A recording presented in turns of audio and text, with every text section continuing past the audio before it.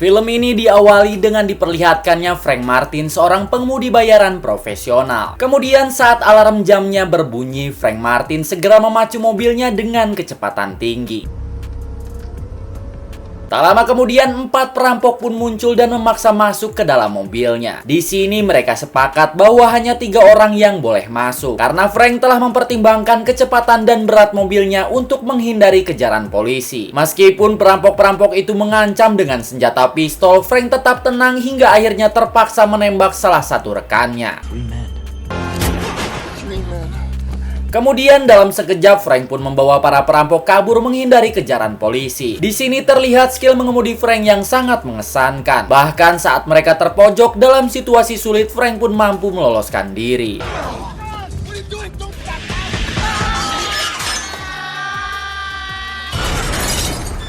Akhirnya setelah berhasil lolos dari pengejaran polisi, mereka tiba di lokasi yang telah mereka sepakati sebelumnya.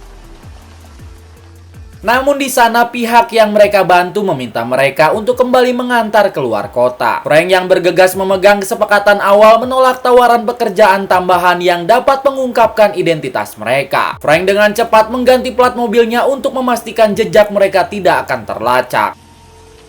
Saat Frank tiba di rumahnya yang terletak di tepi pantai, namun di televisi ada berita mengungkapkan bahwa 3 perampok bank telah tertangkap setelah salah belok dalam pelariannya. Inspektur polisi bernama Tarconi kemudian mendatangi rumahnya, mencurigai Frank karena mobil BMW yang mereka gunakan mirip dengan miliknya. Hanya plat nomor polisinya yang berbeda. Tarconi juga mengetahui keahlian mengemudi Frank karena Frank adalah mantan militer. Kemudian Frank menemui seseorang untuk mengantar sebuah paket di sebuah bar, mencatat dengan teliti ukuran dan berat paket tersebut, dan dia menetapkan bayaran sebesar $40.000. Ada beberapa peraturan yang harus ditetapkan. Pertama, jangan pernah mengkhianati kesepakatan yang telah dibuat. Kedua, Frank tidak ingin tahu siapa yang menjadi kliennya. Ketiga, jangan pernah membuka paket yang akan dikirim dan pastikan untuk selalu memasukkannya ke dalam bagasi mobilnya.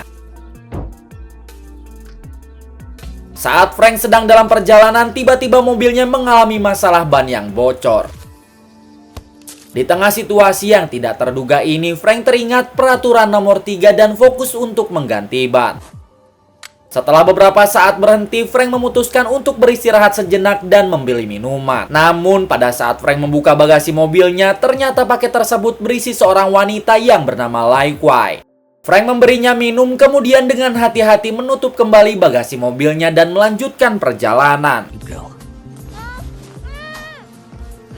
Kemudian Lai Kwai kembali membuat kegaduhan yang tak terduga hingga Frank harus berhenti sejenak dan membuka kembali bagasinya. Dia memberikan alasan bahwa dia mendesak ingin ke toilet. Frank dengan cepat mengkaitkan tali pada leher Lai Kwai dan memberinya waktu 1 menit untuk pergi.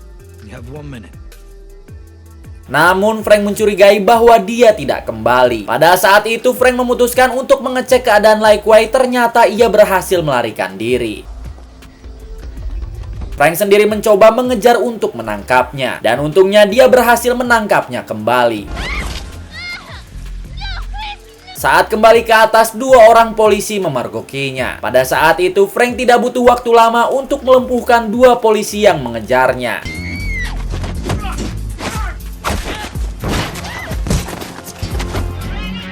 Akhirnya dia tiba di rumah seorang bos gangster. Rupanya 2 polisi tersebut disekap di dalamnya. Frank kemudian menyerahkan paket wanita itu kepada bos gangster dan bertanya apakah boleh membukanya. Bos gangster hanya menjawab dengan tegas peraturan ketiga, jangan pernah membuka isi paket. Setelah membayar Frank, bos gangster meminta Frank untuk mengantar sebuah koper tanpa perhitungan lebih lanjut. Frank menerima tugas tersebut tanpa banyak pikir panjang.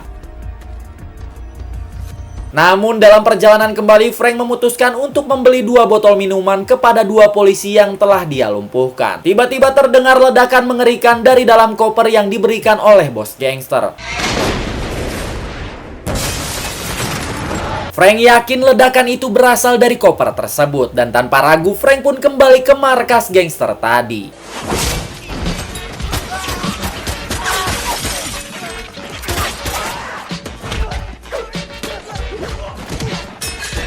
Setelah menghadapi seluruh anak buahnya, Frank tidak dapat menemukan bos mereka.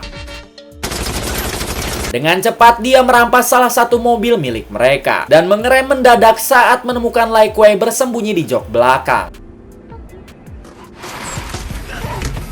Namun meskipun ingin meninggalkannya di tengah jalan, hati nurani Frank berkata lain. Dia tidak begitu saja meninggalkannya. Khawatir para gangster tersebut akan menangkapnya lagi.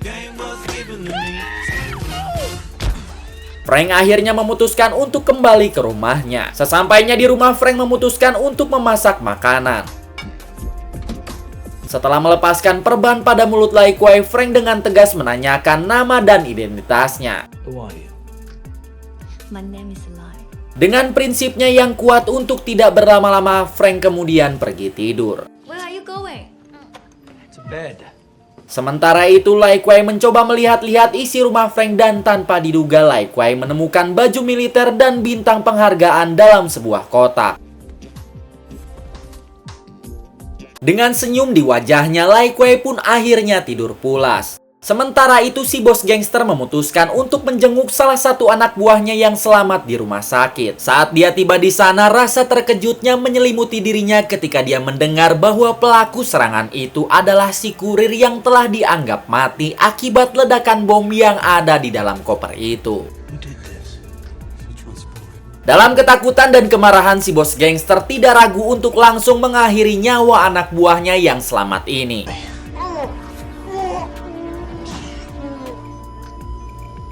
Di pagi harinya, suasana di rumah Frank serasa hangat dan nyaman. Lai Kuei sibuk menyiapkan kopi dan teh panas serta membuatkan kue, namun ketenangan itu tiba-tiba terganggu ketika Inspektur Tarkoni datang. Tujuannya adalah untuk mengklarifikasi plat nomor yang ditemukan dalam insiden ledakan yang sebelumnya melibatkan Frank. Frank dengan tenang menjelaskan bahwa ia kehilangan mobilnya saat hendak mengambil barang. Namun Tarkoni dengan penuh rasa ingin tahu bertanya bagaimana Frank pulang dari lokasi yang cukup jauh tanpa mobilnya. Sebelum Frank bisa menjawab, Lai Kuei cepat-cepat menyela dan memberitahu bahwa ia yang memberikan tumpangan kepada Frank. Tarkoni kemudian memberikan beberapa informasi tentang mobil Frank yang saat itu sedang diperiksa oleh pihak berwenang dan dua polisi yang menjadi korban ledakan di dalam mobilnya yang sedang menjalani otopsi. Frank dan Lai Kuei merasa ada yang aneh dalam kejadian ini dan tanpa diduga rumah mereka tiba-tiba diserang oleh rudal yang disusul tembakan senjata otomatis.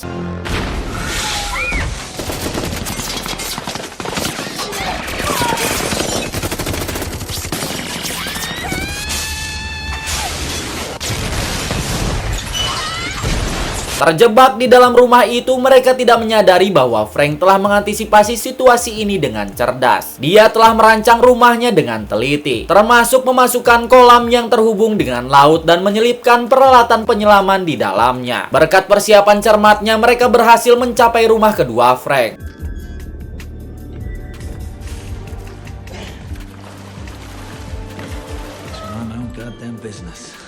Di tengah dinginnya malam, Lai Kuei pun terpaksa membuka bajunya untuk mengatasi kedinginan. Sementara suasana yang tegang tiba-tiba berubah menjadi momen intim yang tak terduga. Demi menjaga nama baiknya, Frank dan temannya datang ke markas polisi untuk menemui Inspektur Tarkoni. Mereka menjelaskan bahwa mereka sedang berjalan-jalan di tepi pantai dan benar-benar tidak mengetahui bahwa rumah mereka tiba-tiba terbakar hingga menjadi puing-puing. Tarkoni, seorang polisi yang cerdas, tidak dengan mudah terkecoh. Saat 5.000 selongsong amunisi ditemukan di sekitar rumah Frank, ia pun mulai menyelidiki lebih dalam. Dengan tegas, Tarkoni bertanya kepada Frank siapakah pelakunya. Namun Frank tetap bersikeras bahwa dia tidak tahu siapa pelakunya dan bahkan merasa bahwa dia tidak memiliki musuh yang mungkin melakukan hal tersebut. Tidak lama kemudian, seorang anak buah Tarkoni datang memberitahu bahwa seorang komisaris memintanya untuk segera datang bertemu dengannya. Rupanya Lai Kuei bukanlah wanita sembarangan. Dia memiliki kemampuan meretas komputer Tarkoni untuk mencari identitas lengkap si bos gangster. Ternyata Tarkoni sengaja keluar dari ruangannya untuk memberi waktu apa yang akan mereka lakukan.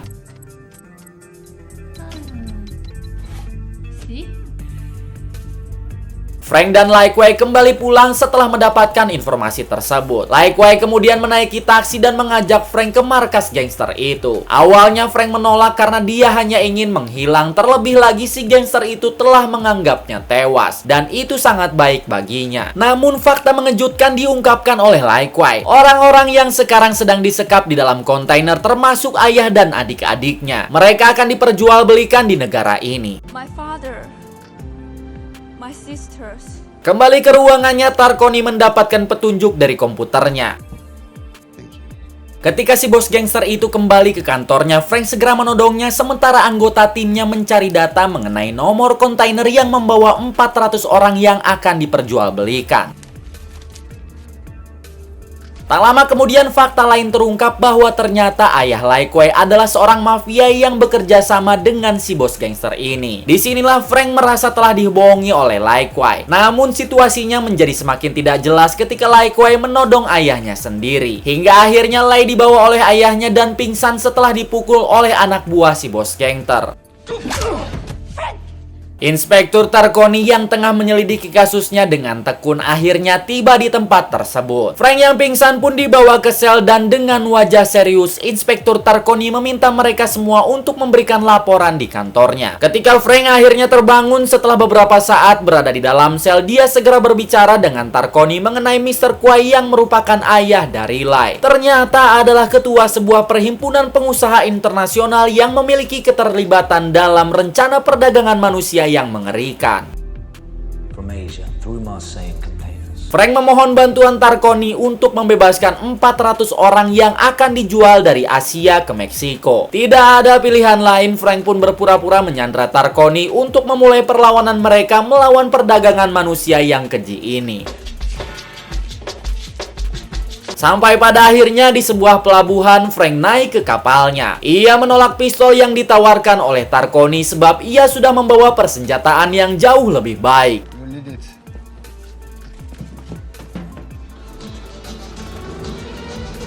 Kemudian ia memasuki pelabuhan khusus peti kemas. Frank mencoba mencari satu persatu kontainer yang berisi 400 orang yang telah diculik oleh kelompok gangster. Namun di tengah pencarian, Frank tahu ia harus berhasil menemukan kontainer tersebut. Tanpa ragu, ia melancarkan aksi berani dengan membantai anggota kelompok gangster itu satu persatu.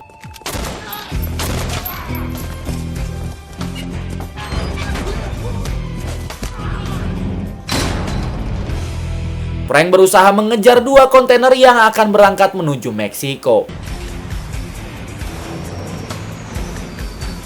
Tapi di tengah perjalanan yang penuh ketegangan, Frank tiba-tiba dihadang oleh musuhnya hingga perkelahian pun terjadi.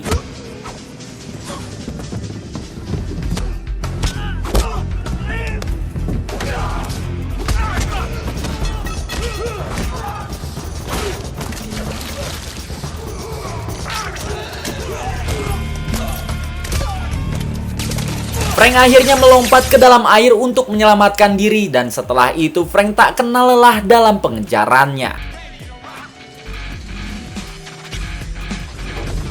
Meskipun saat mengejar mobil bututnya mogok, dia tetap tidak menyerah.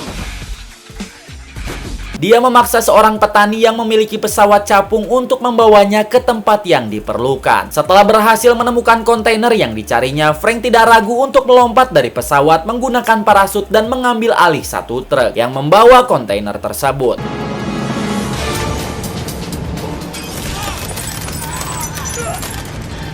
Namun para gangster pun tidak tinggal diam dan mulai menyerang Frank hingga pertarungan sengit pun tak terhindarkan.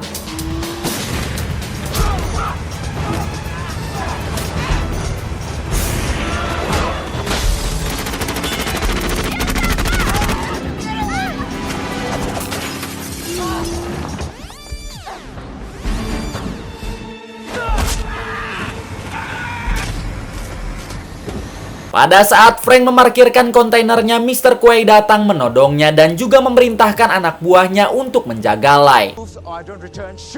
Frank dibawa ke tepi jurang untuk dieksekusi. Namun tiba-tiba Lai datang dan menembak ayahnya sendiri.